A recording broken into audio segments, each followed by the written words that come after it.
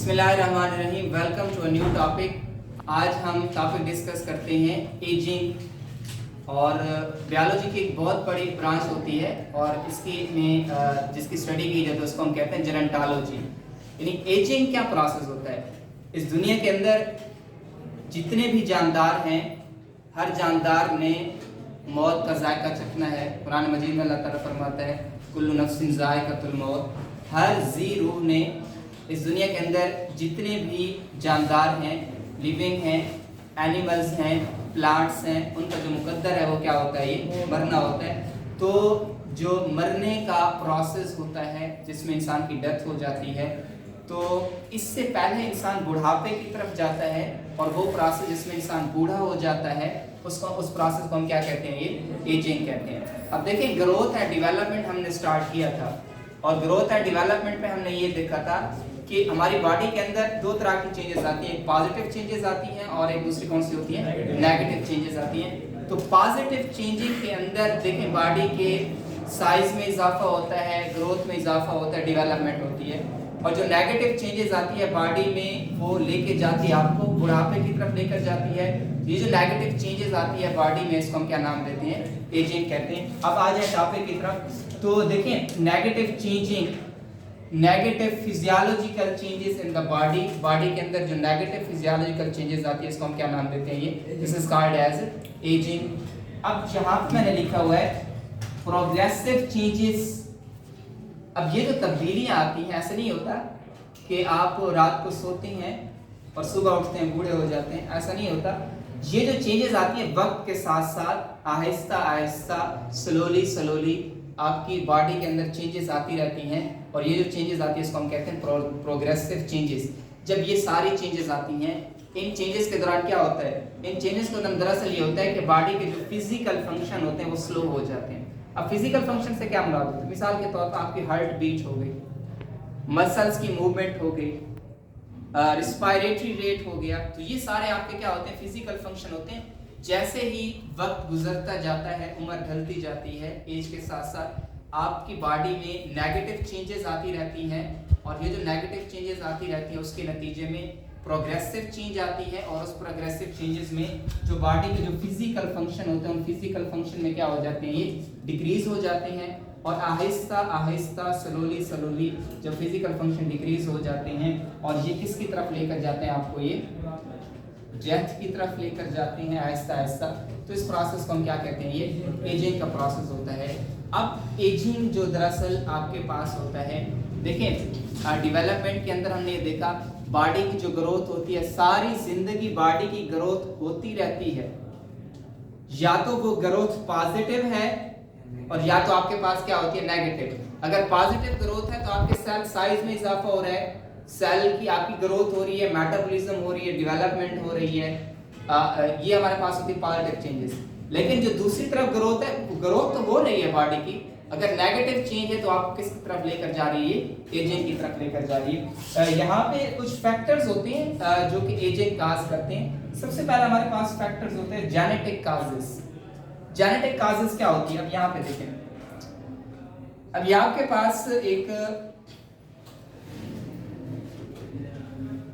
Chromosome मौजूद है और इस क्रोमोसोम के अंदर आपने ये देखा था, क्रोमोसोम के अंदर आपके पास क्या मौजूद होता है, ये क्रोमोसोम के अंदर आपके पास जो है, ये देखिए क्रोमोसोम है और क्रोमोसोम के अंदर क्या मौजूद होता है, ये डीएनए मौजूद होता है। हमने डिस्कस किया था लास्ट टाइम। ये इसके अंदर क्या मौजूद होता है, डीएनए मौजूद होता है और डीएनए के अंदर आपके पास क्या मौजूद होती हैं, ये जीन्स मौजूद होती हैं और ये सेल आपके पास क्या होते हैं, डिवाइड होते हैं। अब एक पॉइंट होता है, ये क्रोमोसोम है, इसका एक पॉइंट, इसको हम कहते हैं टीलोमेयर। अब टीलोमेयर क्या है, ये आपके पास क्रोमोसोम है, इस क्रोमोसोम का जो एंड पार्ट होता है, क्रोमोसोम का जो एंड पार्ट होता है, इस एंड पार्ट को हम क्या नाम देते हैं, this is called as telomere. अब ये सेल आपके पास, ये जो सेल होता है ना, ये सेल डिवाइड होता है। अब एक सेल जो डिवाइड होता है उसकी एक लिमिट होती है। मिसाल के तौर पर आपके स्किन सेल ने 100 दफा डिवाइड होना है सारी जिंदगी, 100 दफा वो क्या होंगे, डिवाइड होंगे। उसके बाद उनकी डिवीजन क्या हो जाएगी, स्टॉप हो जाएगी। तो जैसे ही एक सेल डिवाइड होता है ये टीलोमेयर जो एंड वाला पार्ट है खत्म होता जाता है। मजीद सेल डिवाइड हो गई, टीलोमेयर खत्म हो जाएगा। मजीद सेल डिवाइड हो गई, टीलोमेयर क्या हो जाएगा, खत्म हो जाएगा। तो आहिस्ता आहिस्ता जब सेल अपनी एक एज को पहुंच जाता है उसकी डिवीजन की एबिलिटी क्या हो जाती है, खत्म हो जाती है। तो ये उसकी क्या होती है, जेनेटिक काज होती है, जिसकी वजह से आहिस्ता आहिस्ता सेल डिवाइड नहीं होंगे, न्यू सेल्स आपकी बॉडी में नहीं बनेंगे। जब न्यू सेल्स नहीं बनेंगे तो किसकी तरफ लेकर जाएगा आपको, एजिंग की तरफ। दूसरा फैक्टर, दूसरी तरफ आ जाए, एक्सटर्नल फैक्टर होते हैं जो कि एजिंग का बायस बनते हैं। इसमें सबसे पहले आपके पास होता है एज।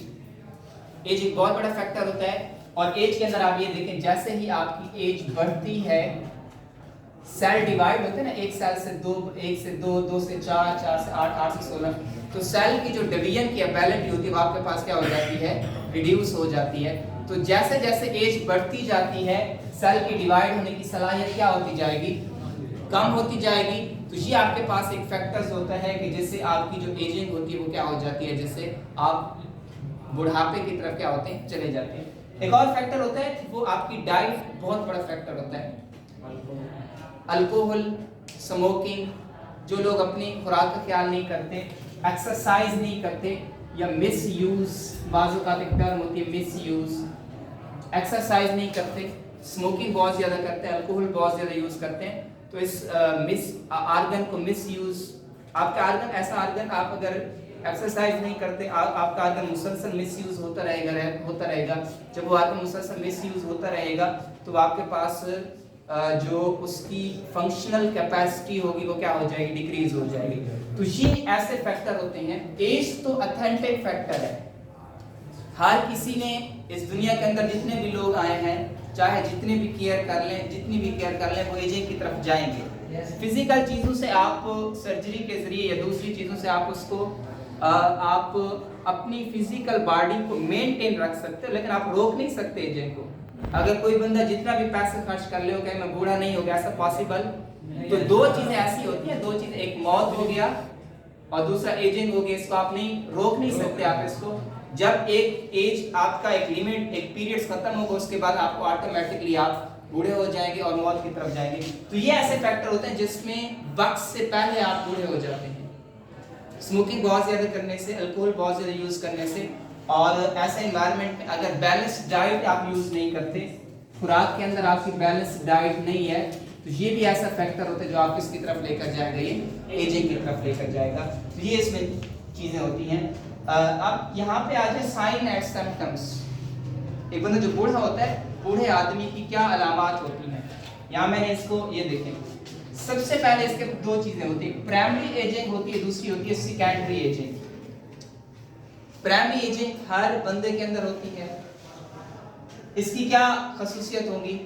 सबसे पहले एक इंसान जो बूढ़ा होता है उसके अंदर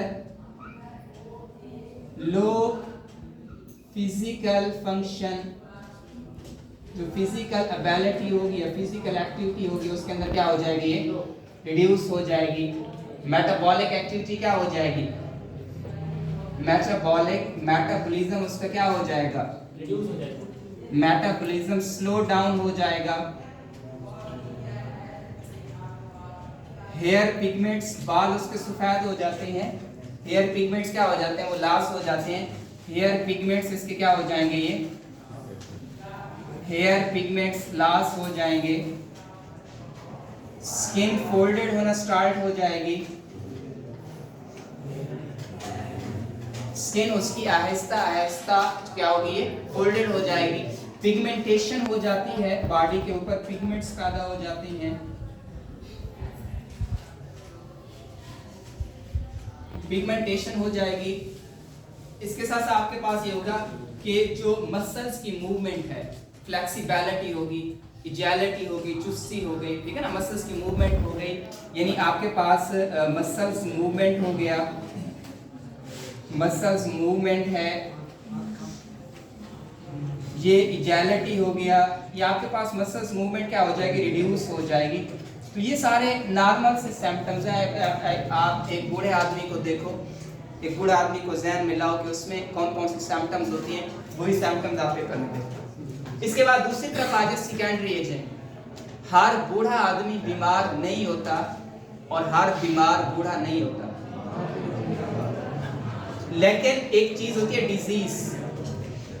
अगर बुढ़ापे में अपनी आप हेल्थ को मेंटेन करते हो, आप अल्कोहल से दूर रहते हो, स्मोकिंग से दूर रहते हो, प्रॉपर एक्सरसाइज करते हो, आपकी बैलेंस्ड डाइट होती है, तो फिर आपको डिजीज नहीं होगी। लेकिन मोस्टली अक्सर रहता है जो बूढ़ा होता है, कहते हैं बुढ़ापा और जो बीमारी होते हैं इनका चोली दामन का साथ होता है।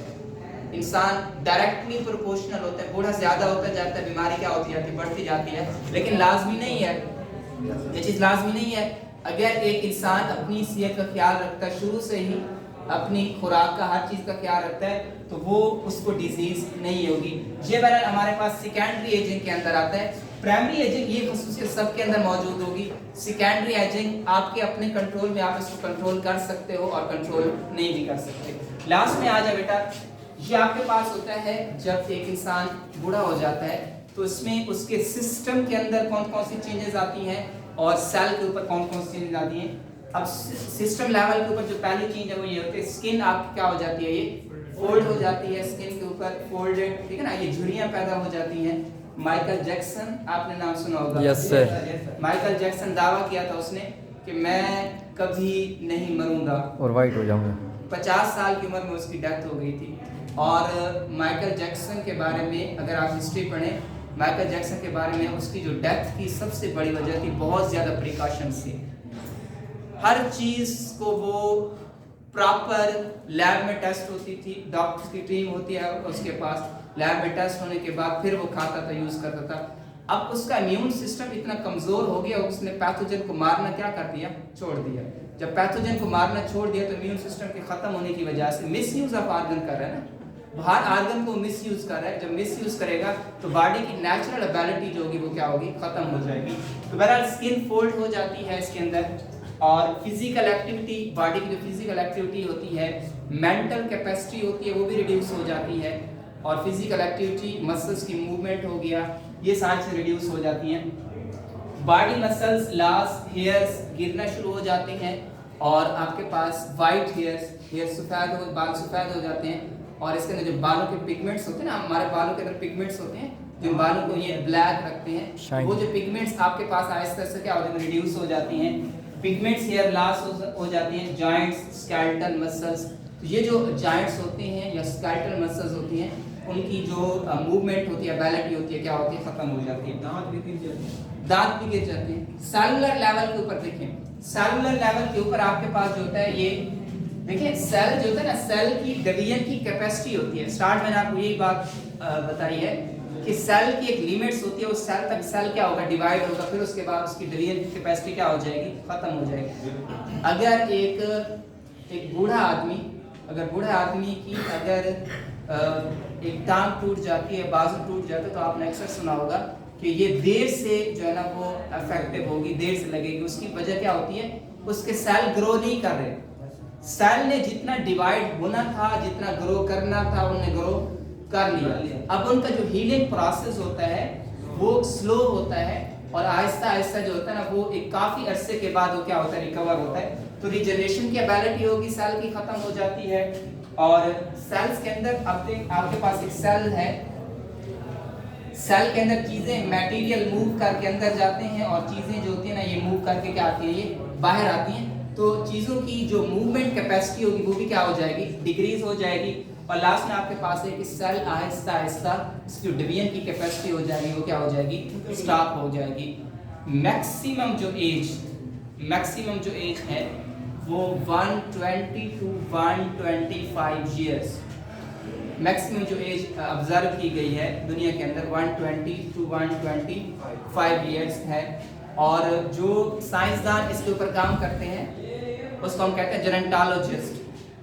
और ये जो ब्रांच ऑफ बायोलॉजी होती है, इसकी स्टडी को हम कहते हैं जेरेंटोलॉजी। अब जेरेंटोलॉजी का मकसद क्या है, एज नहीं बढ़ाना।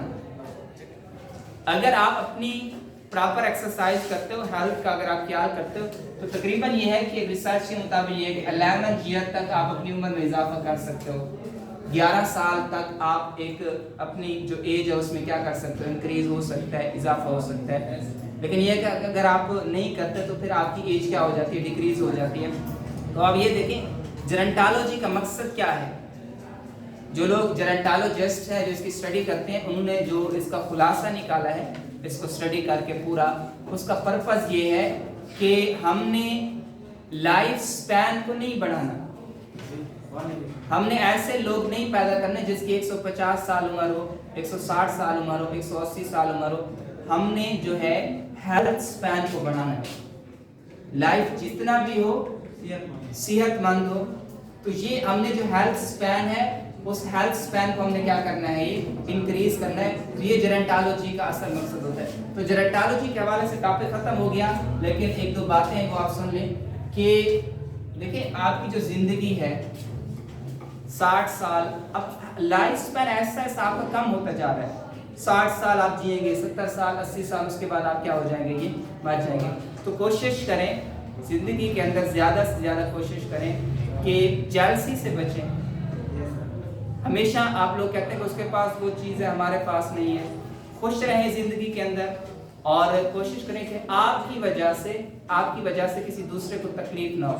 नेगेटिव चीज़ों से दूर रहें, पॉजिटिव चीज़ों की तरफ आए। लोग नौज़बिल्लाह अल्लाह ताला को भी माफ़ नहीं करते, अल्लाह ताला के बारे में भी बड़ी बड़ी बातें करते हैं। तो लोग तो किसी को माफ़ नहीं करते। और दूसरी बात यह है कि आपको झाड़ू नहीं हो जो हर किसी को सफाई देते रहो। जो आपको अच्छा लगता है ज़िंदगी में वो आप करें, खुश रहें और हमेशा उन लोगों के साथ रहें जो आपके साथ सिंसियर हैं, और जो आपसे नफरत करते हैं, जो आपके बारे में तनकीद करते हैं, क्रिटिसाइज करते हैं, आप उनसे दूर रहें। पॉजिटिव रहें, हमेशा अपने काम से काम रखें और कोशिश करें कि आपकी वजह से किसी को तकलीफ ना हो। खुश रहने का जो बेहतरीन तरीका होता है वो ये होता है कि खुशियाँ बांटी जाती हैं जब आपकी वजह से आप छोटा सा तजर्बा कर लें। आप किसी जो है वो फ़कीर को खैरात दे दें, किसी मस्कीन बच्चे की जो अफोर्डेबल नहीं है उसकी फ़ीस पे कर दें स्कूल की, किसी को यूनिफॉर्म ला के दे दें, किसी को बुक्स बैग ला के दे दें। ये जो छोटी छोटी खुशियाँ होती हैं, इन खुशियों के ऊपर आपके ज़्यादा एक्सपेंस नहीं आता, लेकिन इन चीज़ों के ऊपर आपकी जो एजिंग है वो बढ़ जाती है। तो ये भी एक एजिंग के अंदर एक फैक्टर आता है, साइकोलॉजिकल फैक्टर है ये। अक्सर आपने सुना होगा, अक्सर ऐसा होता है कि अगर किसी का वालिदैन है, उसका बचपन में वालिदैन का अगर किसी का बेटा या बेटी फौत हो जाती है तो उस दुख की वजह से अपने आप को वो गम इतना सवार कर लेती हैं कि वो वक्त से पहले उनकी डेथ हो जाती है। तो कोशिश करें ज़िंदगी के अंदर बेटा खुश रहें और ख़ुद भी इंजॉय करें और दूसरों के साथ भी खुशियाँ बांटें। टेक केयर, अल्लाह हाफ़िज़।